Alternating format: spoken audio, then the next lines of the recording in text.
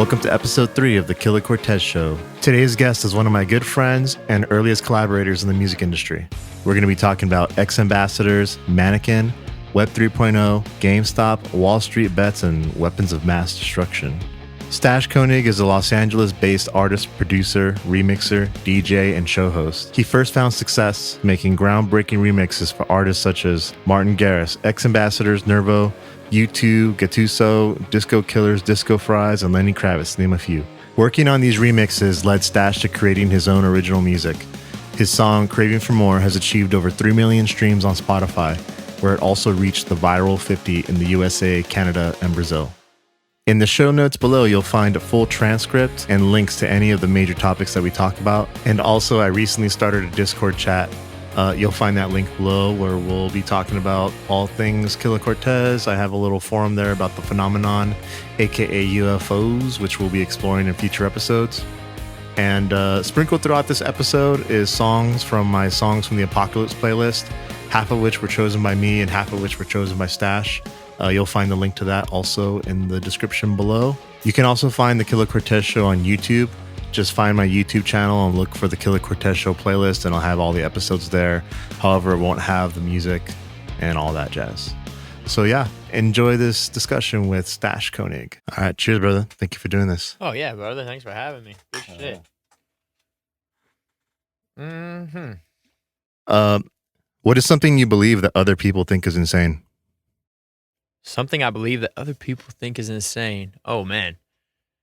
Something I believe that other people think is insane.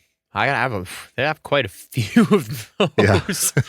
Yeah. Something I believe that other people think is insane. Well, I believe in truly following your own dreams at whatever cost it is, whether it be eating ramen for dinner every night and peanut butter and jellies and whatever it is. If it's something you believe in, I would say I believe in going for whatever it is that makes you happy every single day you wake up, and finding happiness in those daily efforts and those daily struggles. And I think a lot of people find that insane because they get scared or nervous or anxious when things don't go perfect all the time and when there's kind of not that stability there. Yeah. So I could say for sure I've had people tell me I'm absolutely crazy for the way I've lived my life in the past, and even now to this day, just because of the fact that sure, maybe I'm not out there working a 9 to 5 and making a perfect life by the standards of what people consider a perfect life. I just live by the beat of my own drum, and I go for things that I want to go for, and some people, a lot of people think it's just crazy to live like that. Where do you find the confidence to do that? Is it confidence or insanity? I'm not sure yet. I mean, I think I suffer from the same thing. Like I find myself when I get an idea, I'm just like, let's do it. And maybe I'm just not looking at it enough. And I'm just like, let's see. But there is a little craziness. I think especially doing music, there is you have to be a little bit crazy to want to you go from starting it in your bedroom and then you're like, I'm gonna live with this. And that point, it's crazy. As soon as you decide that you're ready to really take the leap, and even people who decide to take the leap, they sometimes still will fall off and decide it's not for them. But confidence-wise, I just believe in my abilities, and I would rather it be me than somebody else because I know how, and this is maybe selfish sounding or whatever, but I know how jealous or just kind of how it kind of rubs me the wrong way when I see people, get to the point where I want to be or where I feel like music could take me. That if I didn't keep chasing that in a competitive way and I didn't keep going after it and I just kind of took hey, I'm going to go get a regular job and just be cool with that life, it would drive me nuts. It would literally drive. And so there's this part of me that has to chase that dream because it's in me.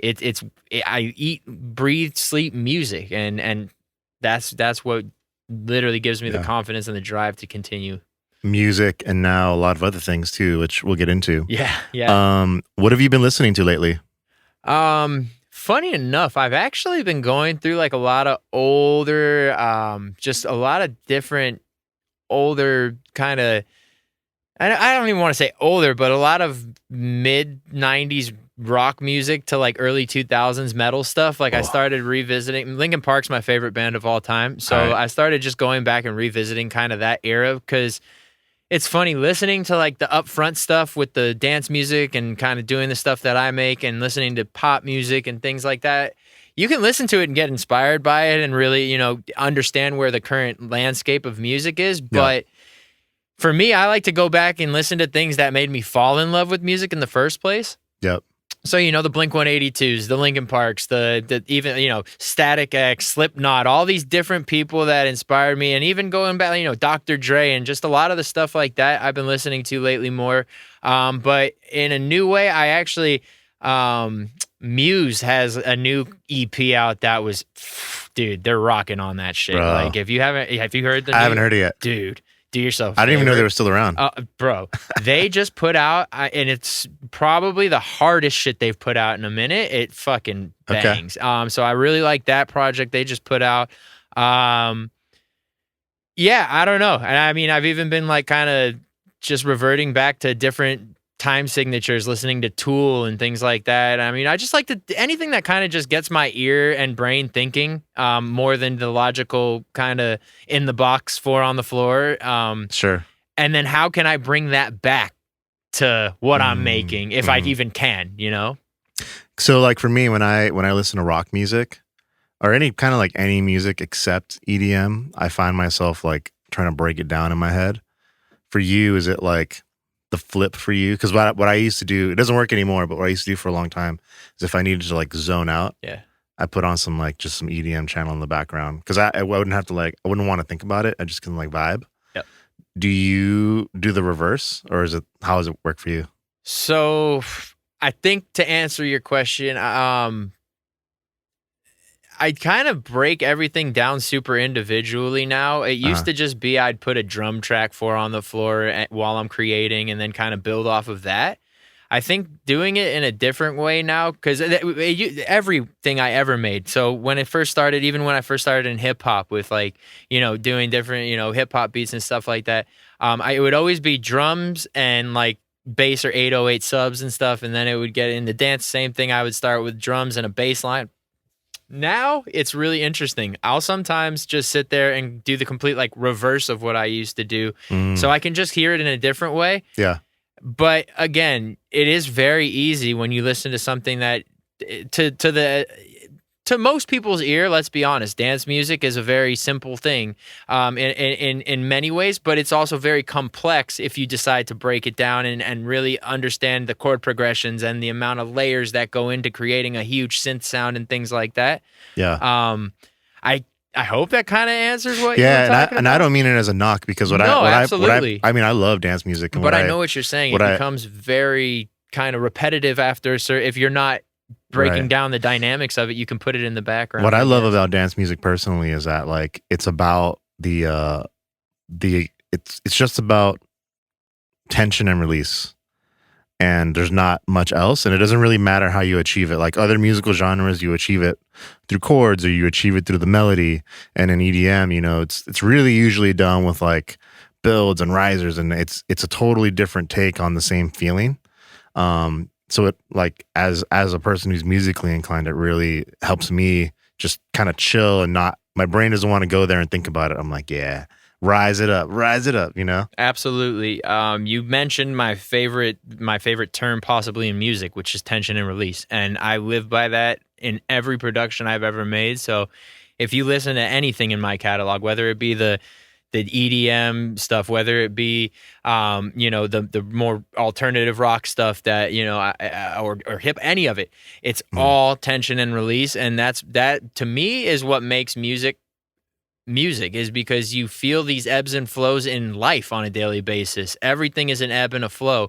And to me, when you have the verse has, for example, in rock music, a verse, you have a palm mute guitar, and then the chorus comes in, it opens up and becomes this huge, really loud and amazing thing. Same thing with dance music, like you said, the rises into the drops and that boom, boom, boom, and it opens up. I just love that. It's euphoric. It's a feeling of euphoria every time. And it just has that almost that, mirror of life, Mm-hmm. those ups and downs. Mm-hmm. So, and correct me if I'm wrong here, you got your first big break with the bootleg remix of Renegades by X Ambassadors, and that eventually parlayed into a deal with Interscope. Can you tell that unbelievable story to the listeners? This is a pretty funny story, actually. So I think it was the summer of 2015, and we were just getting all kinds of things were going on personally, like with family. My parents had moved out to New York on like a last minute thing. My dad had a job transfer. It was just this whole thing was going on in the whirlwind, and ended up my sister was living with me at the time, and we had one car to share, and I was taking her into work, and I would take her into work in the morning, and then I'd go back home and work on music, and then I'd go pick her up later, whatever. So I get into the car one morning and taking her to work. I drop her off. I'm coming back towards my house, and this song comes on, K-Rock, and I believe it was the first day, if not the first week, they decided to play that song, and it was X Ambassadors' Renegades. And I'm just hearing this folky, alternative kind of acoustic guitar with a very prominent voice, and it just sounded really cool to me, but I was also thinking, like, this could turn into a really great dance song, too. So I went home, and like I do with everything, I look up, is there a remix for it? And you couldn't even barely find information on the song. It was that brand new. And so besides a few pieces of little press about it and stuff, it was not there. So I went, and I legally downloaded the MP3, but this is the funniest shit. I downloaded the MP3, and the original remix that I put out there as a bootleg was an MP3 that I just cut off the low end to like probably almost 200. I remember you saying that. Yeah, and then I just remade everything under it with the low end of it, and then kept the high ends and did some other things and just made tweaks to make it into a dance song. And so I put it on SoundCloud, and at the time, I mean, I had released a couple of other like of my own originals, but they weren't really doing a whole lot, and they were just kind of getting my feet wet in the dance music world. And so I put out that record on SoundCloud, and I want to say within a week and a half, it went from getting maybe like 1,000 listens a day. I signed on one day, and this was when it clicked. I look, and it said 11,000 streams in the last 24 hours. I was like, this has to be a glitch. Like, this is wrong, right? Like, there's no way this is real.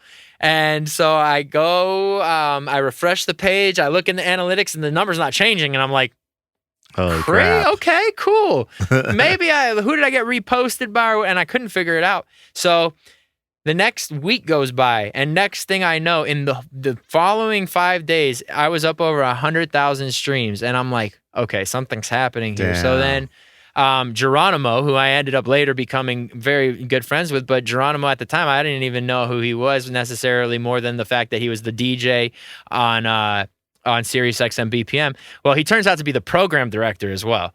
Wow. And so he calls the shots. And so he reached out to me via an email saying, hey, we were looking for a remix of the Renegades remix. And at the time, it's a shame SoundCloud isn't what it once was. And I'm not trying to knock SoundCloud, but man, dude, SoundCloud used to be the best for being able to put up a bootleg or a DJ mix and things like that. And then it got very regulated, and now you can't really put up anything like that. But SoundCloud was the best for that because it gave an opportunity for an artist like me working out of my bedroom, producing a bootleg, to put it up there and have somebody at Sirius XM say, oh, well, we can't find an official.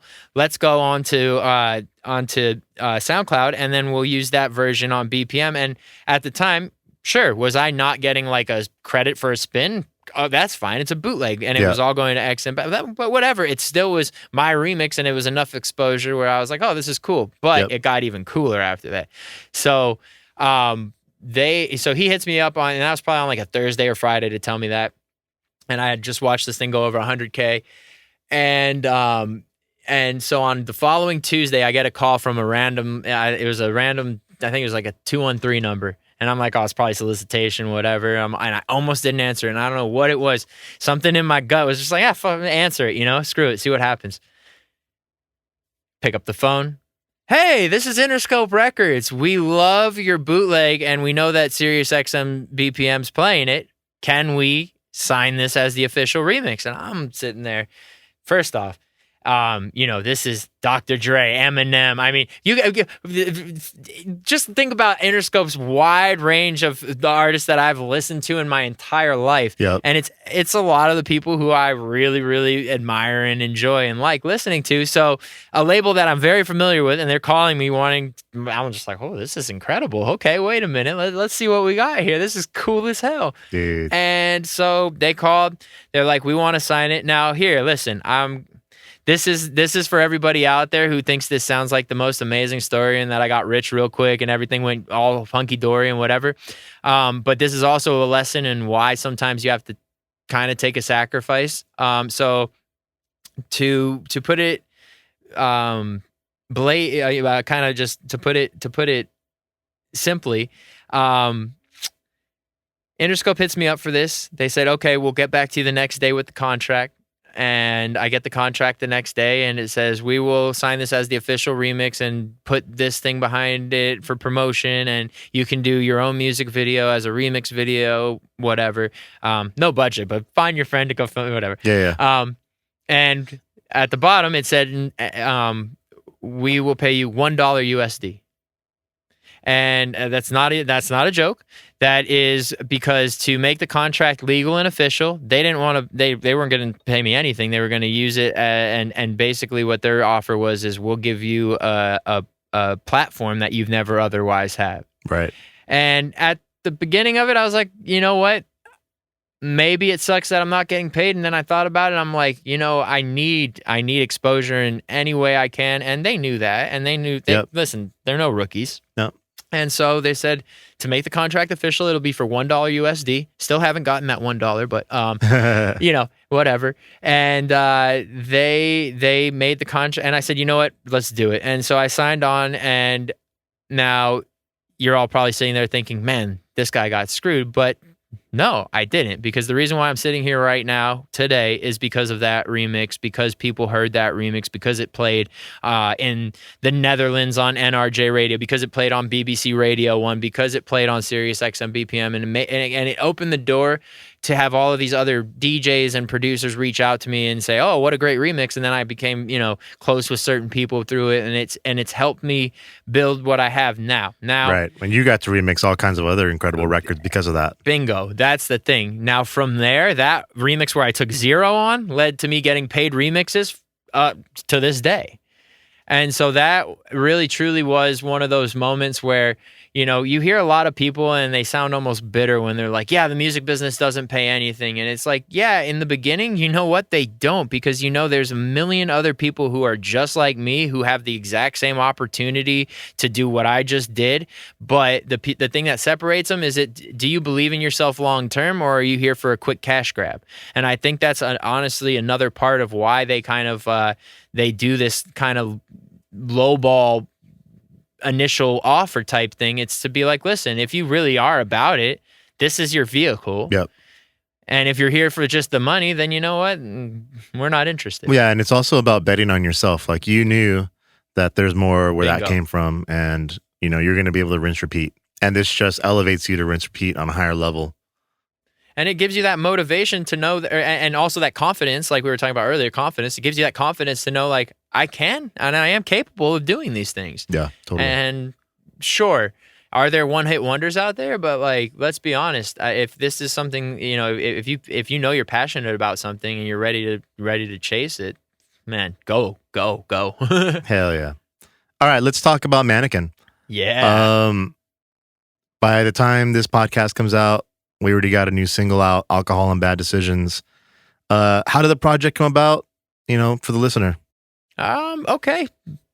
Well, simply put, I was in a relationship, and not that it completely started off of a relationship. I was getting more into just exploring different sounds and stuff, probably around like 2016, 2017.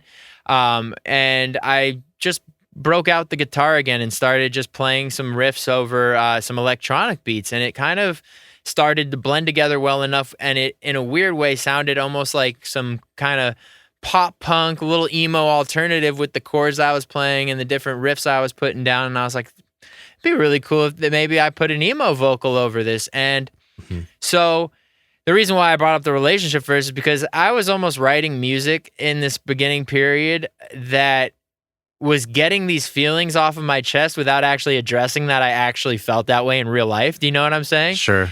And so it was almost like these thoughts were in my mind for sure, but instead of actually addressing them in real life, I was like, oh, let me just write a sick emo song or like a sick, song about like life and relationships. And it wasn't until after we broke up, like, that I looked back and I was like, damn, I was like almost like writing a foreshadowing tale of what happened in my life. Anyway, so I make this one beat. It sounds cool. I decided like time for some vocals on it. And so threw some vocals on it, and this song became what's now known as Somebody's Idiot. And Somebody's Idiot, I just took a risk on it. It was different from the kind of EDM and dance music that I had been making. Right. And that came out as a Stash Konig joint featuring Manickin. And exactly. And it was Stash Konig featuring Manickin. And we ended up, we got some really great love on it and got on the Emotron playlist on Spotify. And from there, that song, and the reason why I decided to continue forward with the Manickin thing, I've been hit up about that song more than any other song consistently for the last like 4 or 5 years since I put it out. Wow. About people saying how much it meant to them and how the words really connect with them. And you know what? All I did was just be super duper honest in a song and decided to write how I feel. I picture myself getting lost with you. You know what I mean? It's just these things like that go on in a relationship, but at the same time, you're almost like being pushed to the brink, and so that's Somebody's Idiot is just somebody being pushed to their absolute limits, but instead of repeatedly doing it over and over, you're like, well, I could get out of this, or I could be somebody's idiot. You know what I mean? And so that was where that came from. Anyway, so the song got really great reaction. A lot of people were into it, and I said, and I had already done a second song, and I was about to put it out, and then I was like, you know what? Instead of just putting out the only other one I have, I want to actually make this a project. And that was when I started writing the other stuff, and eventually, like, you joined the process, and we ended up getting in the studio and really polishing the records and making what I think is an incredible project. Like, I'm very excited about what's to come with this, and Alcohol and Bad Decisions now is the next single. So, it's something that started out as a complete passion project. You know what I mean? Like, Somebody's Idiot was just because, like, man, I grew up listening to like a lot of that, Blink 182 or My Chem, or I mean, all these different, all of those great bands that just, to me, I'm surprised there's not more music to this day that comes out like that, because it is so good, and we find ourselves reverting back to kind of those eras. Same, and that whole genre definitely dropped off a cliff, like 2005, I'd say, and beyond. Yep. And I think now it's definitely had a resurgence. Absolutely. And it's so fun to kind of tickle those same tendencies on this project. Absolutely, man. That's been, I think, my biggest like pleasure point in this record, is kind of just exploring some of those roots of where my love for music comes from, So Web 3.0, I know you've kind of been big on that. We've had some small chats about it.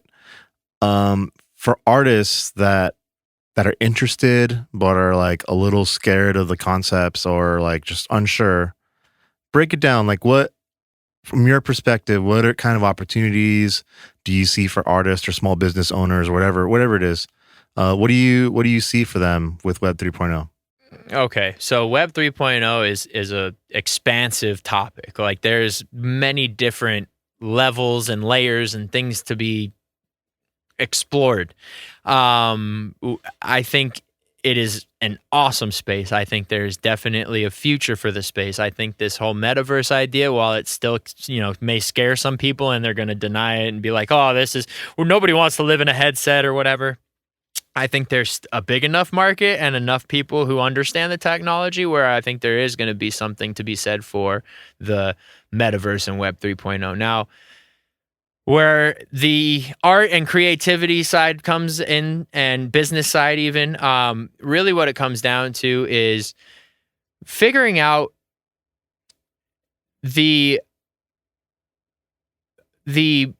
goods or the services that you have to kind of put out in the world, and it's a way to have people who really are your fans interact with you in ways and in on levels that they couldn't otherwise do. So right now, for example, right, you have Spotify.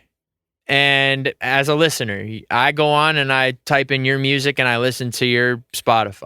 And you're getting, what, 0.0003 cents, right? Something, Sure. It's very minute. And now, as a listener, I hope Killah Cortez puts out more music. I want to hear from you. I want to know when your, next thing is going to happen and all of that.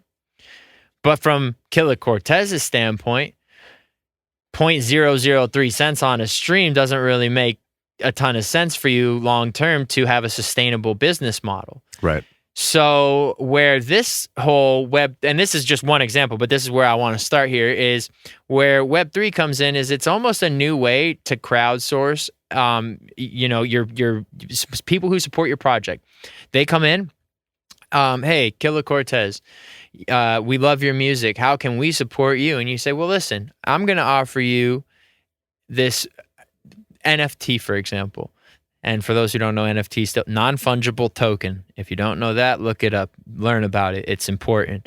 So don't be afraid of it. And right now it is the wild, wild west out there. There's a million projects that are scams and schemes, but it's the same thing that happens with every new technology that has the potential to be great. It needs to have its shakeout period. And I think that's what's currently happening before us, which is why I know a lot of people are skeptical, because they see certain things go from 10,000 to zero in like 2 weeks. And that is a scary scenario, but there is real use cases. There is a real business model for these type of things. Anyway, so back to my point.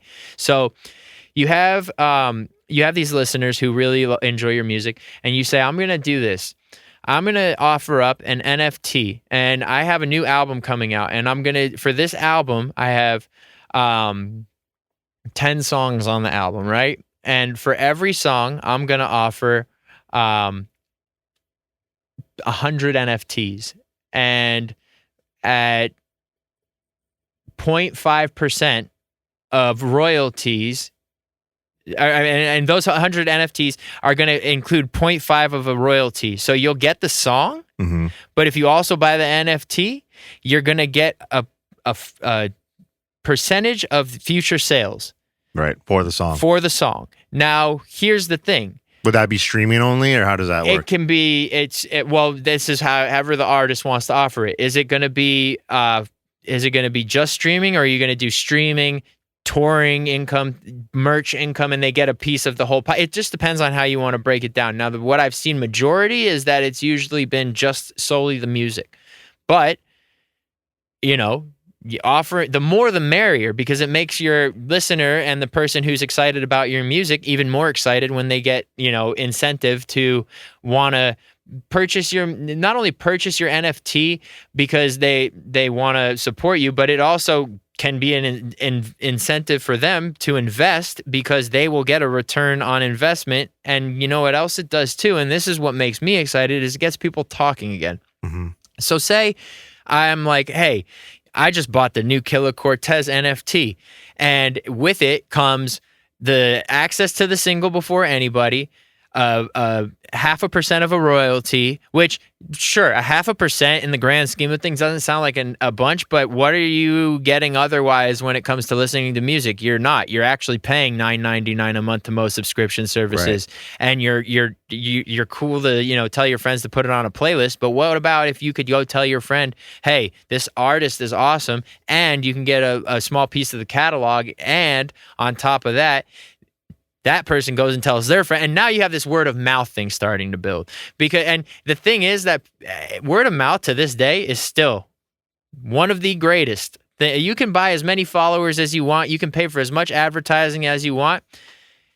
The thing I learned most, and especially over like the pandemic, is there's so many people out there who enjoy things and want to have access to artists and want to have an opportunity to be able to even just like workshop it up and talk or whatever. And this is where this is another layer to these NFTs. So you put that NFT out and it's like, okay, you can have that 0.5%, You can get VIP to whatever shows in your city when I come on tour there.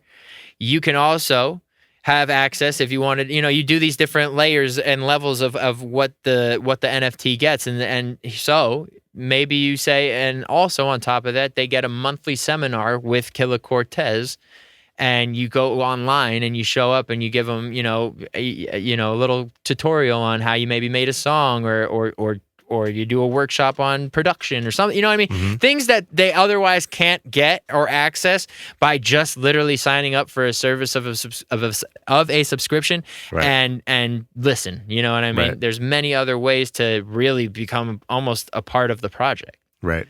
And so I think that's what's exciting, is getting people to be a part more than just listening. I think what's happening now, and even this podcast is a testament to it, is that like the definition of an artist is widening. And so like for me, this is a way to connect with fans in a different way than just the music, where, I mean, I love creating music. That's what I do 24/7.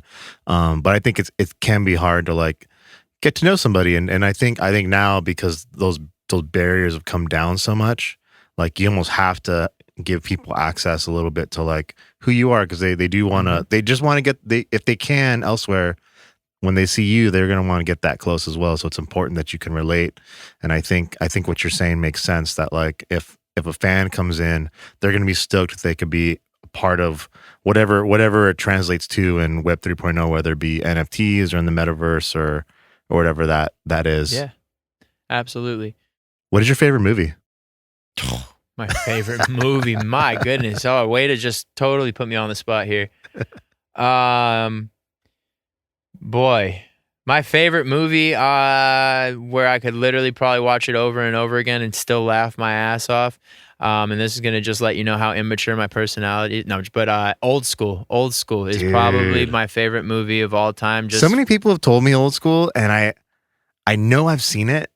It's been a minute though. Yeah. Like that's my favorite just watchable movie. I mean, obviously there's like the more serious movies, like, like The Departed. I really enjoy that movie. You want to know probably my all-time is like Willy Wonka and the Chocolate Factory, man. Like from when I was 3 years old till now, I can still watch that movie and it still is just as good and trips me out just as much. What's your like comfort movie where you throw it on in the background? Ferris Bueller's Day Off. That's an easy answer.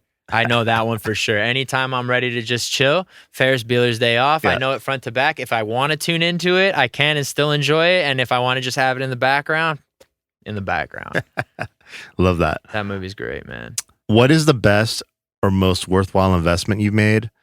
And it could be an investment of money, time, energy, or any other resource. And how did you decide to make that investment? All right. The best investment I ever made that is outside of the stock market is my turntables, my DJ turntables. And the other one would be when I was 15 and a half and I saved up all my birthday and Christmas money and bought my first Pro Tools. Pro Tools 7. Woo. Yeah. Shout early out. Adopter. No, for real. That was I always Dude, I think I started on 6, so we're close. Yeah, we're pretty close. Yeah, it was Pro Tools 7 LE, I think it was. Like it wasn't the top one, but they used to have those levels, and it was the LE, Pro Tools 7. And that's how I got my start. I just started cramming YouTube videos on what it was to record audio and make audio. Because I started early, like in high school, I was DJing, parties, and even in middle school. Like I remember I bought like a real freaking cheesy like Toys R Us DJ setup, and I figured out how to run it.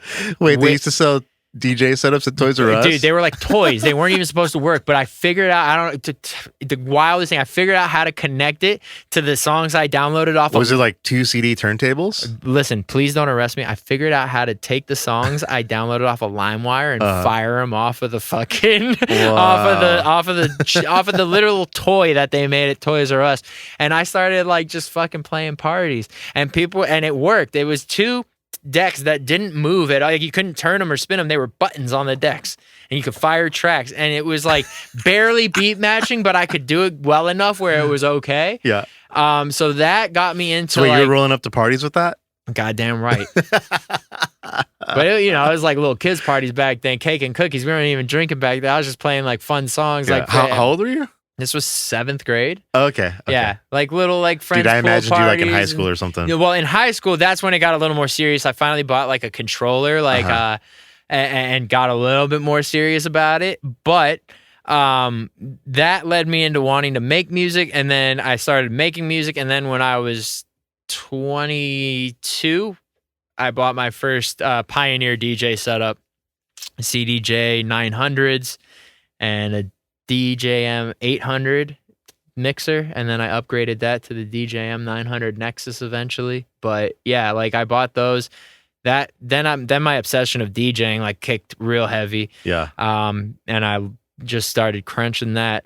So between those, I would say my first Pro Tools and my first DJ turntable investment, those are my greatest investments ever, because it led to like my life now. Hell yeah. So that was outside, but I will say, like, if we're speaking of investments, I'm gonna definitely have to shout out my greatest stock market investment, and that would be GameStop. No question about it. And the apes go wild. Yeah, and the apes go wild. And shout out to Roaring Kitty, Keith Gill. You know what I mean? Like, and shout out to Rod Alsman and everybody else who was early on, who I actually like would just follow what they were kind of just writing about it and things like that. And then I just kind of would look into it myself, and I was like, I always shopped at GameStop my whole freaking life. I love video games. That's like another part of me that is just like heavy. I'm a gamer, big time gamer. Like, and so when a video game retailer that I frequented personally myself was about to apparently be put out of business, I was like, I need to put a stop to this. And so I ended up investing, and I invested all the way from like around, I think it was around like $9 is when I first got in, and then I wrote it all. I kept buying all the way up until $33, and I got up to over 200 shares and just watched this shit go up into the $300-400 range, and I was just like, is this real life right now? And had some call options on it that it was wild. It was really, really wild experience, and I'm grateful for it because, as you know, that was like happened in January 2021, which is right after probably the hardest year for musicians and anybody in the music industry ever. Unless you were a label, you were killing it in the pandemic. But like as an artist, dude. Yeah, touring stopped, everything stopped. I had no touring. I had a residency stop. It was just like everything. The life put the brakes on real fast. So, thank God for that, because it really did. It allowed me to be able to take a breath for the first time in a while, and so that was But shout out GameStop, shout out all the people, all the early people who were jumping in those YouTube streams for Roaring Kitty, and it was life changing. You're the host of a Twitch channel called GME War Room. Tell the listeners what's the story behind that and what they can expect to see. Yeah. So what ended up happening is, like I said, early on, we would all kind of show up into these YouTube streams for the GameStop thing specifically. And this is where the streaming the idea sparked for me is, so we would kind of have these little think tanks almost, where we'd go in and we'd say what we saw, and it would just be Roaring Kitty talking about things, and we would just kind of be typing in the YouTube chat and stuff like that. But kind of in a way just exploring deep value companies, which means these companies are, in our eyes, undervalued, and they seem to be on the verge of a potential maybe bankruptcy or going out of business, but there's enough potential in the company where there could, if the right people got in charge, turn the company around and turn something like a $2 share GameStop into something, worth more than several $100s a share. Mm-hmm.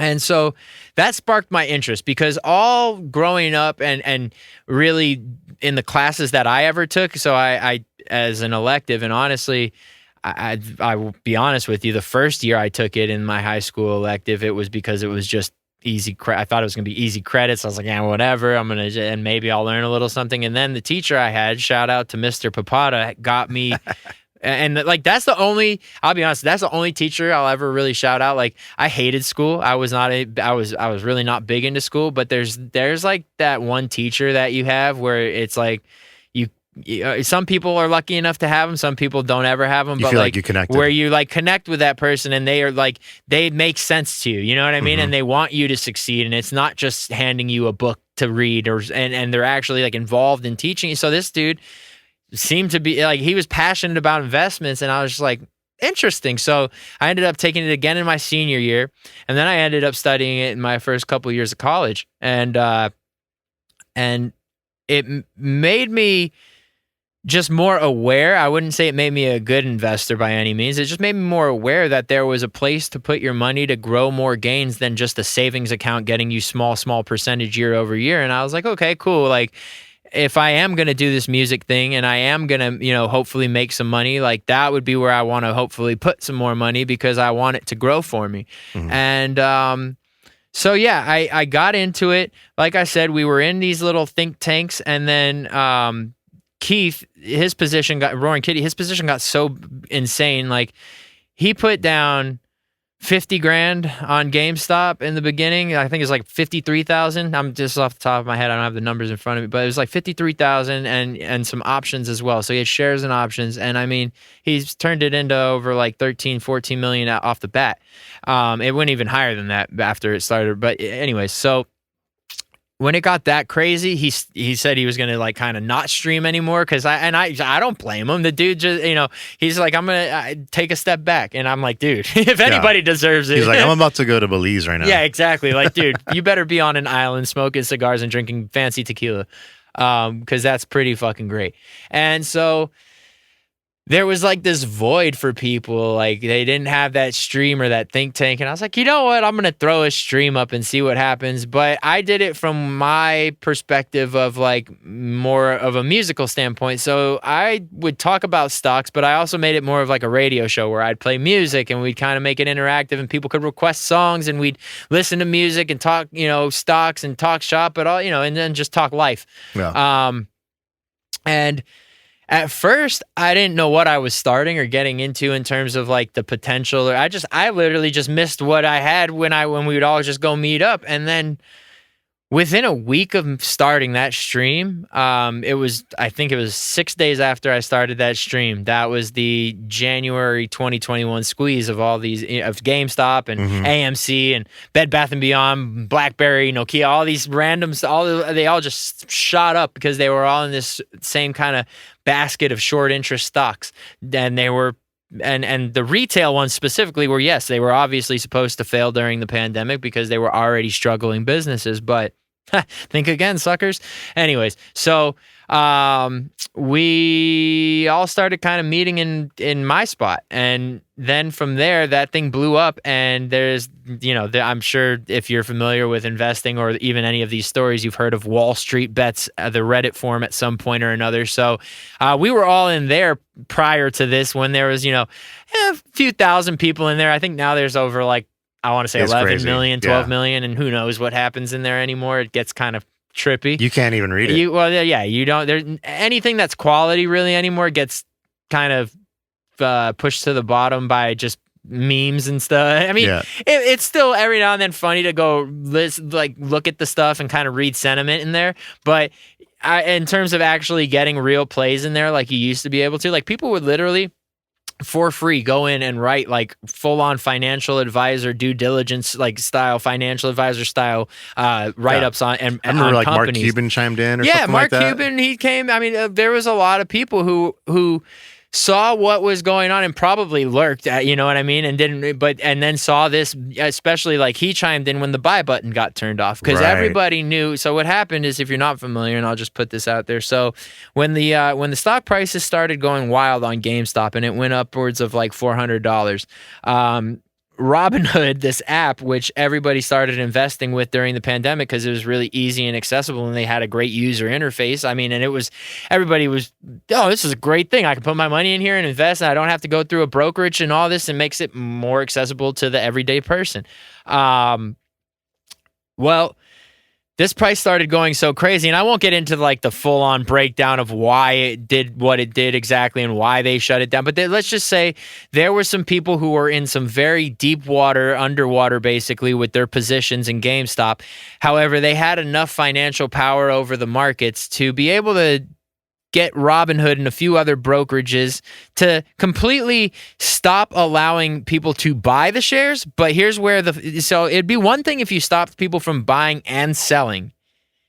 The problem here was that they stopped people from buying, but you could still sell.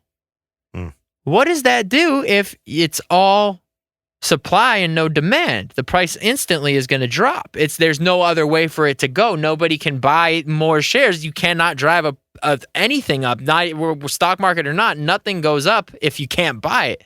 So, like what happened with Robinhood, they said it was a liquidity issue. They said that Robinhood had lended money out to too many people on margin. That's what it's called. So basically what happens is you either go on that app and put your own money in, or you can, if they accept you to do this, you can borrow on margin, which is basically them loaning you the money or the collateral to buy your shares. And then if the price of that goes up, they'll take what you owed them and you keep the profit. And if it goes down, you owe them what you owe them. But it's a thing. And so the rumor, and I'll say it was a rumor because this is what they tried to push, but it's really not the truth, is that they tried to say it was a liquidity issue and that they had so many people buying on margin that when it came time to explode like this and they actually went to go find the shares, they couldn't. And then it became this thing where Robinhood needed to pay a couple $2 billion to keep the trading open. But if that was the case, they would have shut off the buy and the sell. Didn't happen that way. So it turns into something where basically Robinhood's helping out these couple of hedge funds and market makers, Point72, Citadel, Melvin Capital. And Melvin Capital, by the way, one of the largest short positions in GameStop, who said under oath that they closed their GameStop positions, just got charges put against them for lying about that. And that case is coming up now. Did they shut off the buy button on multiple services, or was it just Robinhood? No, it was multiple. It was Robinhood. It was Thinkorswim, which is by TD Ameritrade. I think Webull had their buy button turned off for a little bit. The only one that I know for sure, because I actually have investments with them and I was invested in GameStop with them, was Fidelity, and I think Interactive Brokers and maybe one or two others didn't, but like there was 3 or 4 of them that did. And so, but you know what it was is all of those were controlled by the same clearinghouses. So that's right. Because Robinhood, they're not, they don't take a profit in whatever trades happen, but they're about like selling the data, right? Like they're trying to do market research. So here's the thing. Exactly. Anything that's free, you're the product. So what happens is, the service might be free for you, but what they're doing is they are selling all of your information to the market makers so they can front run these trades. And these market makers, it's called payment for order flow. Mm-hmm. This is, and you want to know what's really interesting? So, like what happened in 2008 with the whole mess up of the markets and, housing crash and all of that. And the whole Bernie Madoff thing. Okay. You know who came up with payment for order flow? Who? Yeah, it's Mr. Bear Stearns himself, Bernie Madoff. Really? He was the one who came up with the idea for payment for order flow, which means you have a broker. What does that mean? So payment for order flow means so you have these people called the market makers, right? And the market makers and the clearinghouses are like the highest of the high. They're the ones who oversee all of the trades. And they make the market makers basically means they make the trades. They make the numbers. They're the ones who come up with what a price should be to buy the shares and what a price should be to sell the shares. Mm. Then you have brokerages.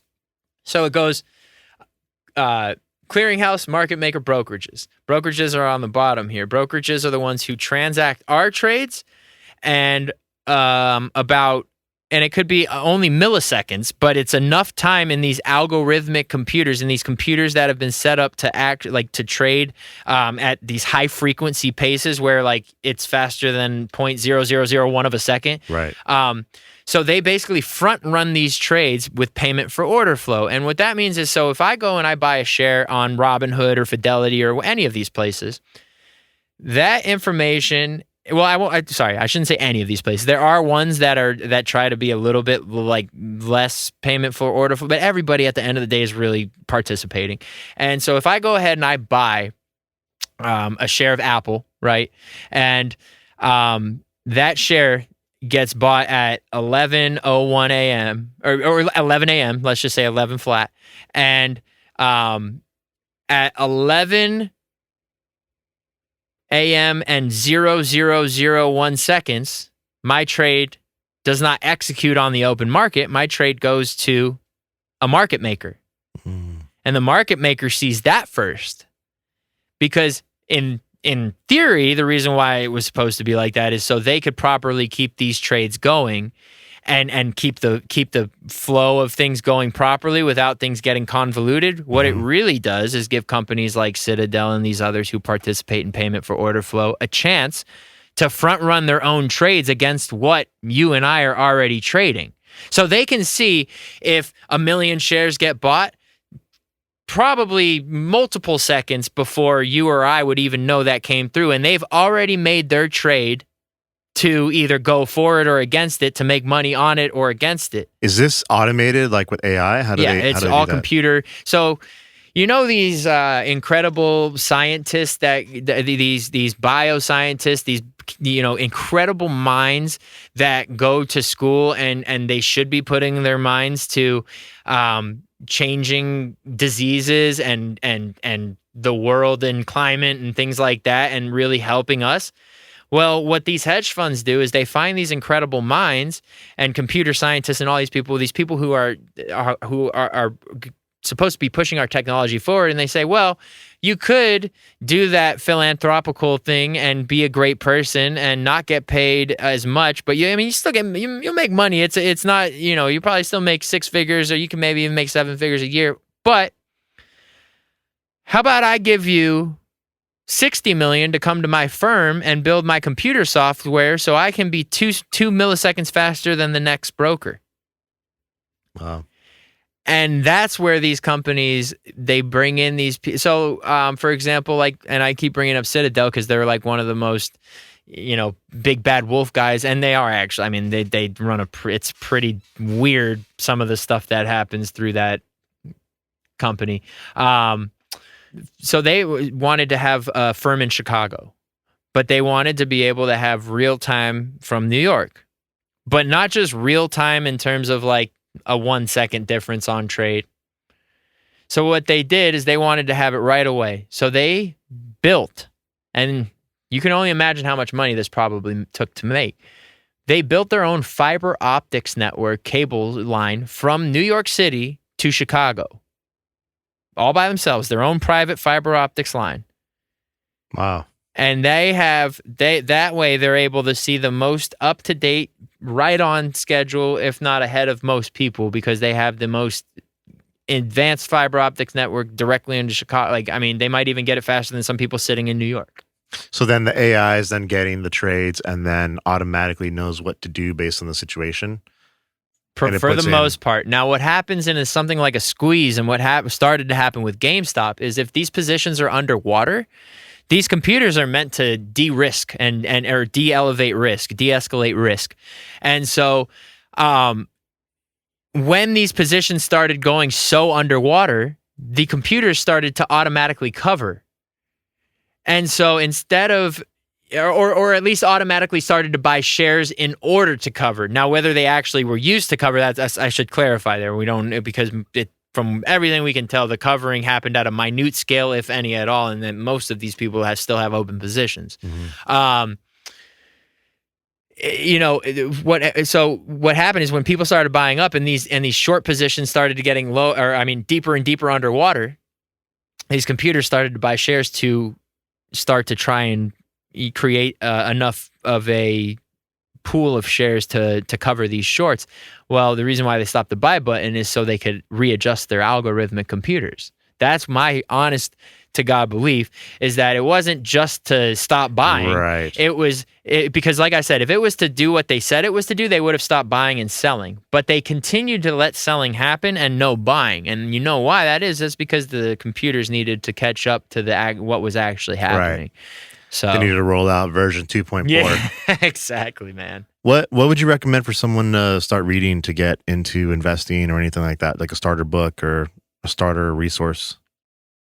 That's tough. I personally am not the biggest bookworm when it comes to financial stuff. Like, you'll have all these people like, oh, go read Rich Dad, Poor Dad, and no disrespect to Robert Kiyosaki, I think his name, but Robert Kiyosaki. Kiyosaki, thank you. And listen, it's not a bad book, and it gives you the basic idea of what it is. But investing at the end of the day is not as complicated as everybody wants to make it out. Investing at the end of the day, and the best advice that I ever got in the beginning of my investment start was invest in companies that are staples in your personal life every day. So, like, for me, I personally am. I wear Nikes. Let's just say Nikes. I'm a big Nike guy. I have a pretty big collection of shoes. I'm just always been a fanatic. I played basketball growing up. I like Air Jordans. So I have a pretty solid collection. Anyways, I know for myself, I know how much I spend on Nikes, and I look around and I see how many other people like Nikes. And so I said, I'll buy some Nike. And I bought Nike. And that investment has turned out very nice long term. I think so I would say there are things to read out there. Absolutely. But I wouldn't go back to investing books. I'll shout out a book. And this is not to get people into Bitcoin or advocate to Bitcoin, but I think it's written really well in terms of the overall history of economics. Is Layered Money by my buddy Nick Bhatia. If it's called it's Bitcoin driven because it's trying to give a use case to where Bitcoin could be used in the future, but it also gives you an incredible history on the financial systems, the Fibonacci's, and these people, and so it's something that I think gives a good current look. I think a lot of these old books do not relate to today's markets. I really don't.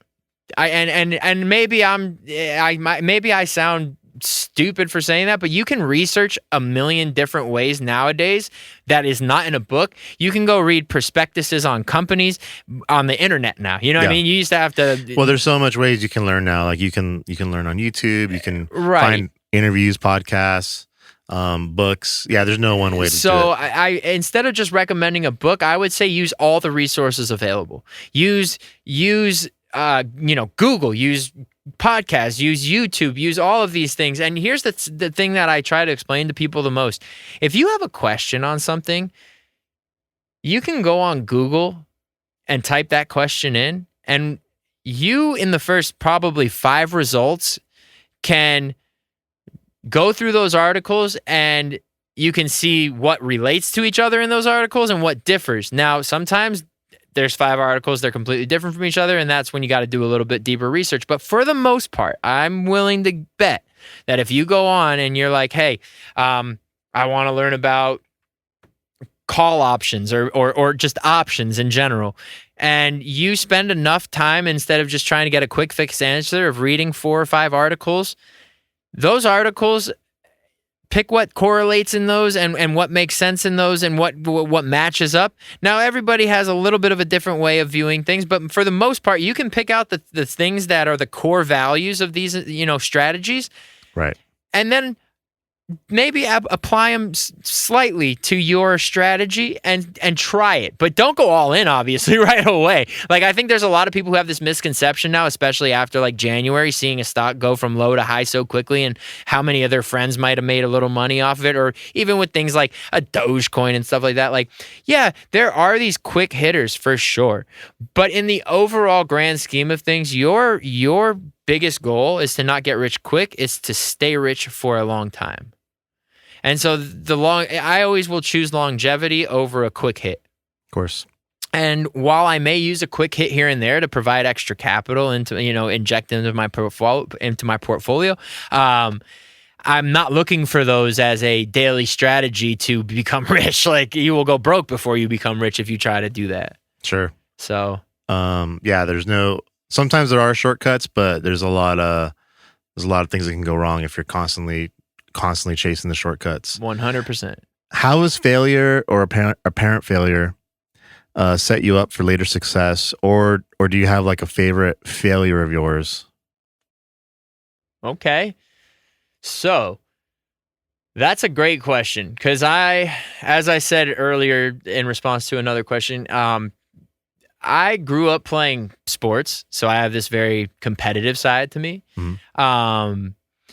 This side to me that if I am told I can't do something, or if I'm told I'm going to fail at something, or if I feel like even personally I'm failing at something, I decide right then and there that this is what I'm going to start to focus in on, and how am I not going to fail? And not only how am I not going to fail, how am I going to now succeed, turn it into a success? Early on, I can start with my first just experience in that. I grew up being one of, and this is not in a braggadocious way, like I grew up being one of the best basketball players in my community. Going into high school, I had all the parents telling me like, oh, you're going to be one of the best players.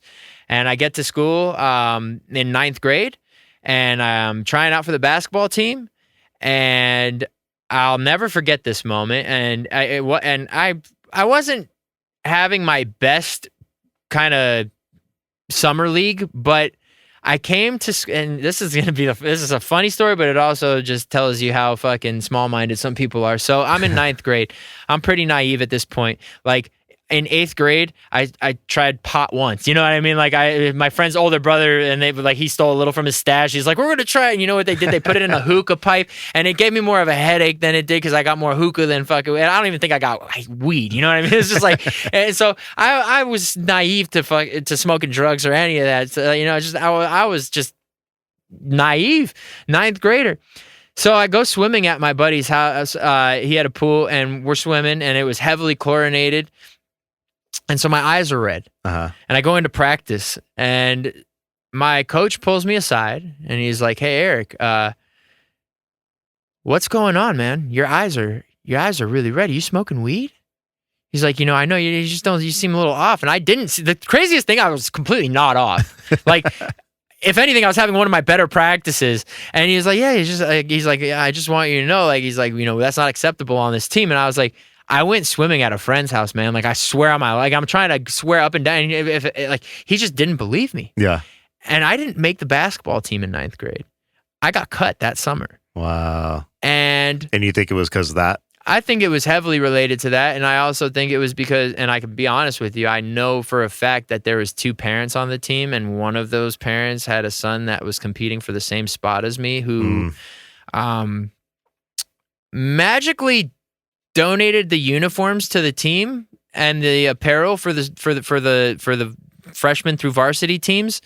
And another one we know for sure because we had another friend who wasn't even on the basketball team. His mother worked for the PFC, or the parent faculty, like the teacher, like where the parents donate to the school basically. And and the other kid, one of the other two kids, had a parent donate, I believe, $10,000 to the sports program. Holy crap.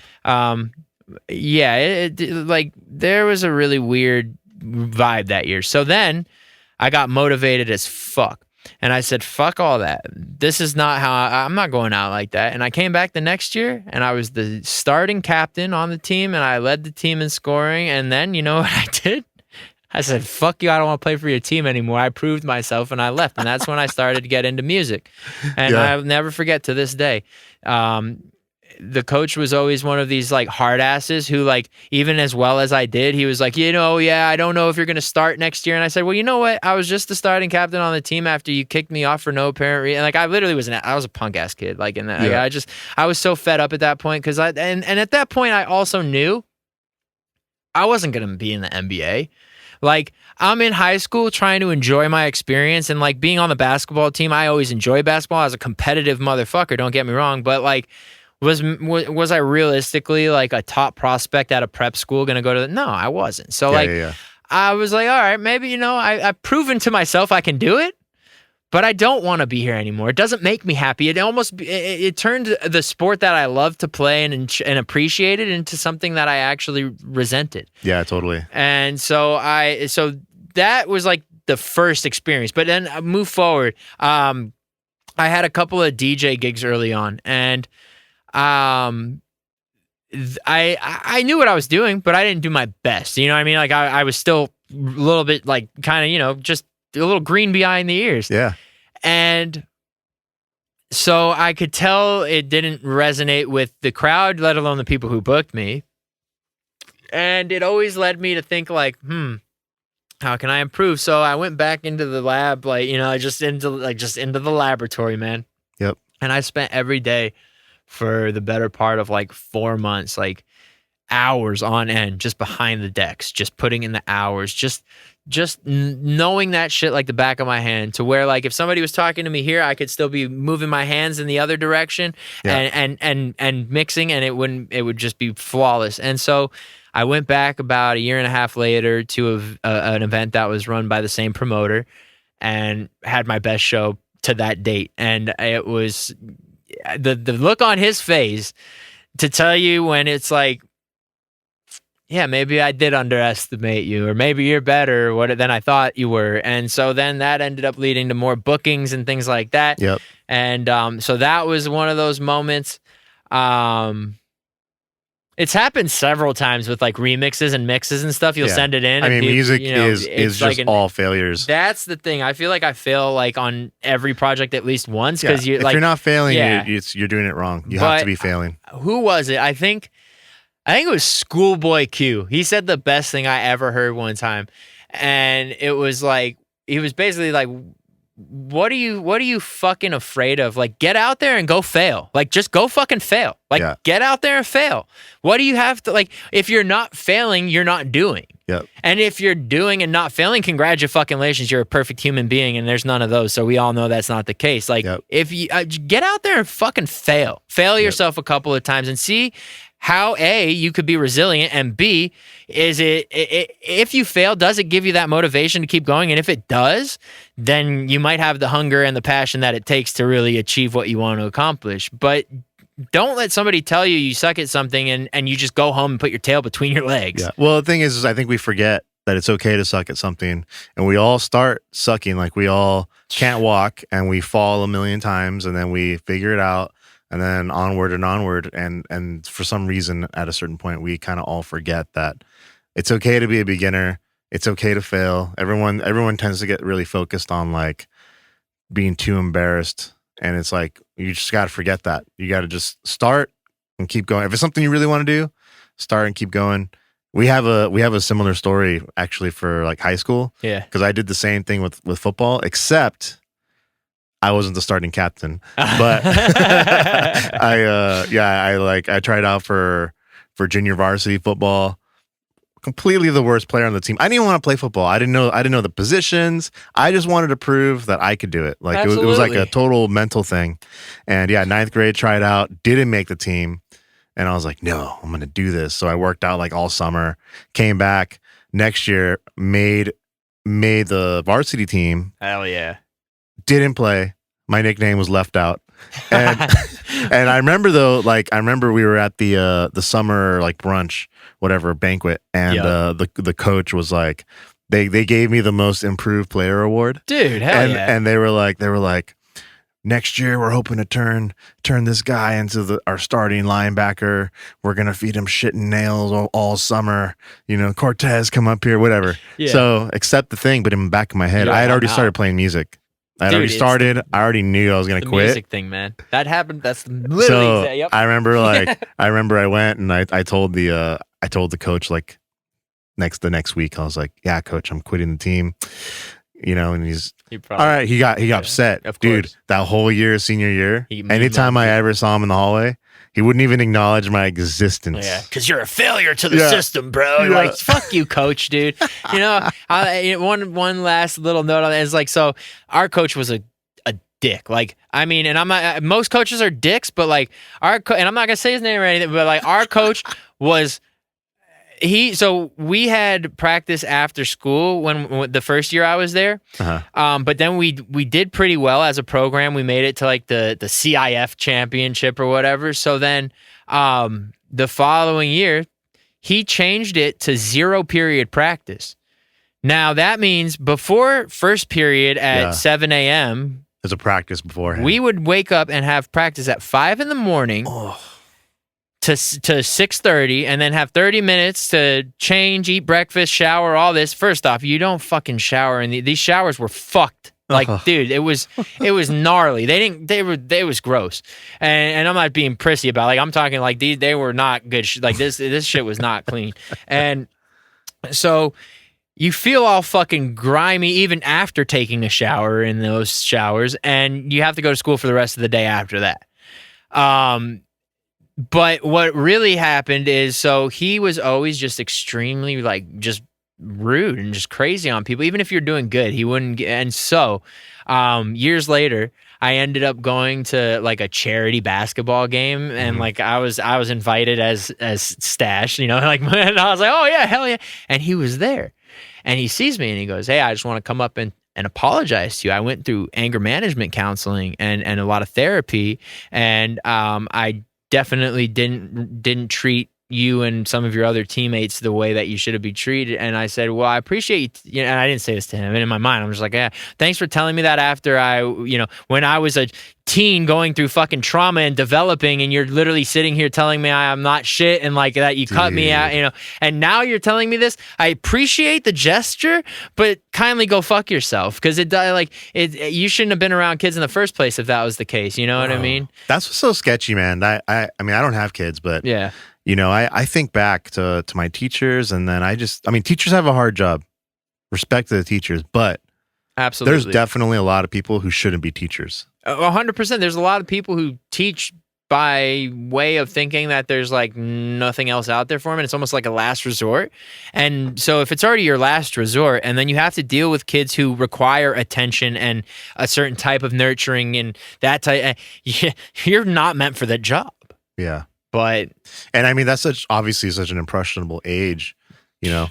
Oh, I was pissed for a while. It definitely rubbed me the wrong way and had a negative effect on me for a while. But, you know, at the same time, like, thankfully, I found music, and it was my outlet. It was my way of getting through those tough times, because, yeah, it did hurt. It did feel like shit when I was, you know, cut initially. And then also it didn't feel, you know, I knew I didn't want to be there and be a part of that because of the environment there was.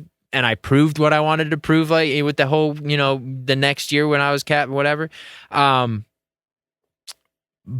there was still that void of missing something I had done growing up all my life and not doing it. And so it was just like a weird time in my life going through high school and figuring that out like step by step, you know? Word. So interesting times. But high school, what a interesting moment in life that seemingly means so much to you then, and now it's like, dude. But here's the thing, I feel bad for anybody going to high school now, man. Social media, you know, while it can be a vehicle for promotion and things as an artist, like, I truly think social media is the greatest weapon of mass destruction. It can be. I really do. I think it the amount of pressure unnecessarily that it puts on people to keep up and live this certain life and be this certain person and follow these certain rules and you have to do these certain videos to fit in this certain algorithm and the amount of unhappiness that causes people instead of letting people grow and decide who they actually want to be and who they, I think a lot of people, especially now, are going to miss out on maybe who they truly are or should be because they're trying to be somebody else so often. Yep. And so I'm glad I didn't have it to the full extent. I mean, we still had cell phones and some social media back then, but to a much lesser degree. Yep. So that's one thing that I find kind of just freaky about these times. Well, it's funny because like it's easy because I've caught myself like looking and just being like, oh man, like what am I doing? Like I feel so behind, and then I like zoom out and I'm like, no, you're good. This is like the front face of their thing. But I guess what I'm really getting at is that like I'm not in high school thinking that. In high school, you have no life experience to like know. You're like, nah, don't worry about it. I totally get that. Yeah. If you could put a message on a car bumper sticker that everybody would get, and it doesn't have not an advertisement, but just something that you would like to say to the world, what would you put? Social media is the greatest weapon of mass destruction. Word. Plain and simple. Just like I was just explaining, for those reasons. And there's more, but I mean, plain and simple. I think more people are so caught in that bubble and are so glued to their phones and what everybody else is doing. There's this void of individuality right now. And again, while we all can have hopefully an equal playing field in life, no one individual is like the next. Everybody's got their own story. Everybody has their own feelings. Everybody has their own way of living. But if we all continue down this path, everybody's going to be living in this repetitive world, this world where everything lasts 30 seconds to a minute, where the attention span goes away, where dude, this, we were, and we're not even old. We're literally, like I sound probably hella old. They're probably thinking I have like gray hair and shit. No, dude, I'm like barely 30. Like I'm just sitting here thinking, we used to listen to an album and be able to sit there and enjoy it from front to back and really be able to pull it apart and understand the story of an album and what went into the making of an album and an artist and where their emotions came from. And now you have a 30-second clip on TikTok and it'll be a good single. And then you go try to find an album or a story or whatever else happens for that and they don't have it. No. And I do miss that part of the art of music. Yeah. And I feel like a lot of different, and that's just like an example of there's many different angles of life that happens in now, where everything has become so short tension span and just now and instant gratification.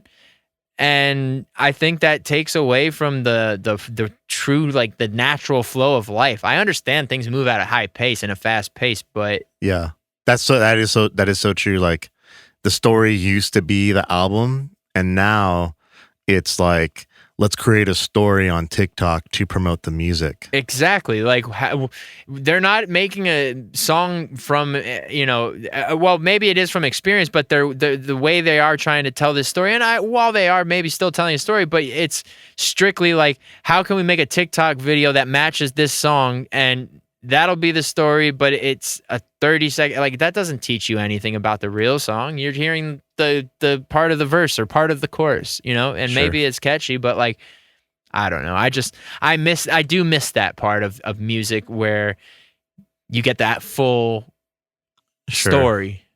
Sure. I'm with you. I think I'm of the opinion that I like any delivery system. Like I still love the album. I totally get the TikTok method. It doesn't feel like the preferred method for me, but anyone who does it and does it successfully, like the more power to you. Yeah, totally. Yeah, and I just want to clarify, I'm not knocking on TikTok or Instagram or all these things. Like there are tools to use, and you can use them in good ways. But I think the people who are like solely relying on that to launch their stuff and the quality of stuff that comes out of that, it just to me seems to have a very watered down effect. Word. What advice would you give to anyone who wants to start out, whether it be in music or investing or any of the things that you do? What advice would you give? Plain and simple, don't give up. Don't, if it is what you really truly find to be your passion and it is something that you are comfortable with struggling in order to get to, because everything, I don't care if it's a job you went to school for or not, everything has some sort of struggle or beginning or learning curve when you first get into it.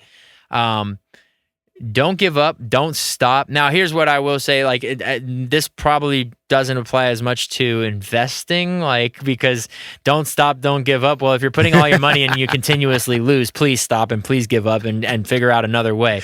But I would say with most things that if you, let's put it this way, and if you find yourself thinking that you can find a better way to do something, like if you want to be a musician and you hit a speed bump and you're like, well, I could have been making more money this whole time doing another thing.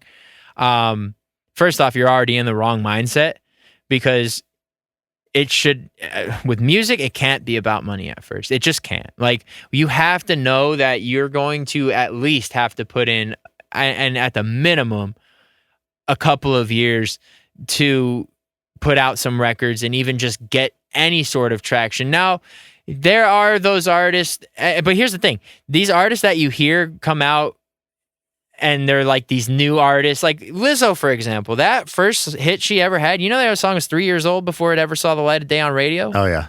These are the things. Gautier was like that too. Right. People don't see that though, unless you really are paying attention. They're just like, oh, this lady popped out of nowhere. And but like, I forget who it was. They said behind every overnight success is 10 years worth of failure, and it's or just 10 years worth of work, you know. Yep, and it is really the case, and if not more years than that. But like, you need to have the hours and the working and the writing and whatever it is. You need to have those hours down, because first off, it takes that amount of time to truly, in my opinion, figure out what your direction is. I think a lot of people sit down initially and they're like, well, I want to make rock music. And then they start making rock music and it doesn't sound like they want it to make. And they're like, oh, I'll go make pop music, or I'll go make jazz music, or whatever it is. You know, pick another genre. And that's cool, maybe. But you need to allow yourself the time to figure that out. Yeah. And a lot of people don't allow themselves that time. They just like, oh, this is not happening the way I want it to happen. Or, oh, this happened, but then you give it and turn it into somebody and they're like, that sucks. Yeah. You know, I see two things. You bring up a good point, because I was actually thinking about this the other day, that I see two things. I see what you're talking about, where people will start and then if it doesn't take off right away, they dip. They're like, all right, I'm not going to do that. That's not meant for me. The other one that I see, which I think takes some experience, is they have to stick with it. They start something and they keep going, but they become rigid in approach and they don't look for other angles to adjust. And like, I heard this great story. Where did I hear this from? Well, I heard this great story about the Apollo missions to the moon. And basically the way they laid it out was that the gyroscopes on the rocket, the computer was so primitive that they didn't really have like a target in mind. And the way it worked was that the rocket was actually auto adjusting the entire way. It was never just flying in a straight line. Wow. The entire time it would just like slightly adjust. And they calculated that the actual amount of time that it was on target was about like 6%. But it's because it kept auto adjusting. That's how it eventually got there. And I think like we're kind of like that. Like we're going to drift off target and we just got to auto adjust a little bit. Like, all right, I'm going to try this new angle here. It's still going to the same goal. Exactly. The overall target is the same, but yeah, there's 100 different ways to get there. Mm-hmm. I completely agree with. That's a great point. And yeah, if you just want to broaden it, life is a constant game of adjustments. Every single day you're adjusting something to make life work. Or, I mean, if you're not, then congratulations. But like, honestly, every day is some sort of adjustment or some sort of, I don't want to say sacrifice, but, you know, some sort of something, some move you're making in order to continue the comfort of your life or to continue the path that you want to be on. And yeah, absolutely. I think constantly adjusting, though, is just the nature of the game, because sound is constantly evolving musically, for sure. Specifically, like in the music business, you have another hit sound, you know, every few months, you can almost, you know. So I think, yeah, constantly figuring out how to stay fresh, you know, those type of things.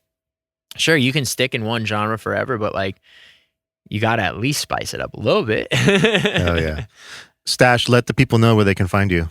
All right, you can find me on all socials, Instagram, Twitter, all that, at Stash Konig, STASHKONIG, on Twitch, at Stash Konig. Yeah, pretty much every social media, Discord, Stash Konig. So come holler at your boy. I'd love to have you, and I hope to see you soon. Yeah, and for the listeners, we're going to have the show notes in the bottom with all those links.